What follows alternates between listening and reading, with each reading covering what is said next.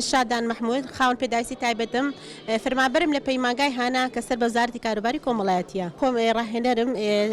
ڕاهێنەر بە هەر کەسانی خاون پێداویستی تایبەت دەکەم فێری درومانیانەکەم.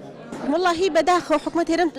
کەمێکم تەرخەمە ینی لە بەعزێ بوارە باشە سا لەباری تەندروستیا دەستخۆشیان لێکن ینی لەباری تەندروستیا ئیشیان بۆ خاون پێداویستی تایبەت کە بچتە هەر خەسخانێ هەر شوێنێ بەبێ بەرامبەر ئیشێ بۆکەم بەس بەڵام لە بەعزێ شتی تراکەم تەرخەمە هیوادارم ئاڕی جدیتر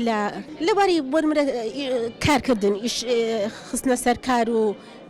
زۆر شتی تر یعنی ئێسا و موچەکەی زۆر بە ینی کەم ینی 150,000 داوا ئەکەن ینی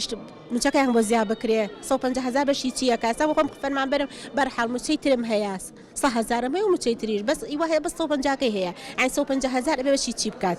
بەتابەتی بۆ ئەوانی کە 150,000 هەر ئەوانیش بەرزکەنەوەنە موچەکانیان باشترە. یەکێکترش لە کێشەکان کێشەی هاتوچۆیە بۆ کەم ئەندامانانی لە زۆر دەوائیرەکانە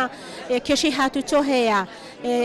یان ڕەمپای عەرەبانە نییە یان مەسعەدیتیان نییە تۆزێ ئەو هاتوچۆیە بۆ کەسانی خاون پێداویستی ڕۆژی ژیانی کەمەندامان لە هەمووان پیرۆز بێ بە تایبەتی لە توێژی خاوەن پێداویستی تایبەت و هەموو ئەو بەڕێزانەی کە کارەکەن بۆ باشترکردنی ژیانی ئەم توێژە. دیارام ڕۆوەکو ڕۆژی ژیانی کەمەندامان بەڕێوەبەری چاودێری و گەشەپێدانی کۆمەڵایەتی بە سوپاسەوە پێشەنگایەکی کاری دەستی بۆ خانمانی خاوەن پێداویستی تایبەت سازداوە و ئێمە وەکو ڕێکخراوی ڕۆشنایی دڵ بۆ خزمەت بە نمایشکردنی کۆمەڵێک کاری دەستڕەنگینی خانمانی نابینای ئەندامی ڕێکخراوەکەمان بەشدارین و بەردەوام خولی تایبەتمان هەیە بۆ ڕاهێنان و پێگەیاندنی خانمان بۆ چۆنیەتی ئەنجامدان و فێربوونی کاری دەستی و کاری دەستڕەنگینی. بە خۆشحاڵیەوە ڕێکخراوەکان و سنتەر ویلایەنە جیاوازەکان بەردەوام من بۆ کردنەوەی خولی جیاواز بۆ گرنگیدان بە توانامرۆیەکانی کەسانی خاوەن پێداویستی تایبەت. من خەنسا مەجید حەمەمراد دانیشتووی شاری هەڵەبجەی شەهید ئەندام لە ڕێکخراوی هیوای کەمەندامان وەکو بەشداربوویکی ڕێکخراوی هیوای کەمەندامان بەشدارم لەم ڕۆژەیە. من لەم ڕۆژەیە پیرۆزبایی لە خاوەن پێداویستی تایبەت ناکەم من خۆم خاوەن پێداویستی تایبەتم چونکە حکومەت هیچ شتێکی بۆ ئێمە نەکردووە هیچ شتێکمان بۆ نەکراوە ئێستش ئەمەکە کراوە بە هاوکاری ڕێکخراوەکان کراوە بە زەختی ڕێکخراوەکان و کەنارخان و جەماعەتی ڕێکخراوی هیوا و هەموو ڕێکخراوەکان پێکەوە پەیمانگاکان پێکەوە خۆیان هەوڵیانیاوە کە توانەکانی ئێمە دەربخەن ئەگەر ئێمە شتمان بۆ بکرێت ئێمە توانامان باش دەبێت بەرامبەر بە ژیان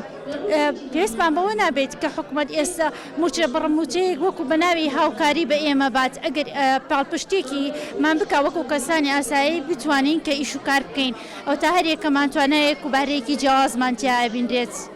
من وەکو خۆم لە شاری هەڵەبجام لە شتەلم هەیە هەمیشە هەوڵەیەم شتە جیاوازەکان بێنم بۆ نمونە ئێستا ئەم گوڵم هێناوە بای 400,000 جیاوازە هێرمە ناو کوردستانەوە ئینتاژی ئەەکەم ئەمەوێ خۆم بیخەمە ناو بازاڕەوە لێرەیە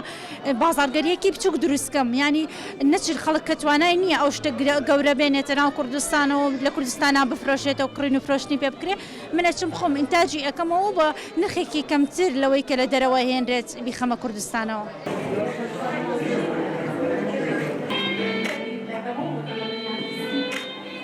کۆمەڵی کوردەڵاکانی کوردستان و بەندی گشتی سلێمانی یەکێتی کۆمەڵەکانی کوردستان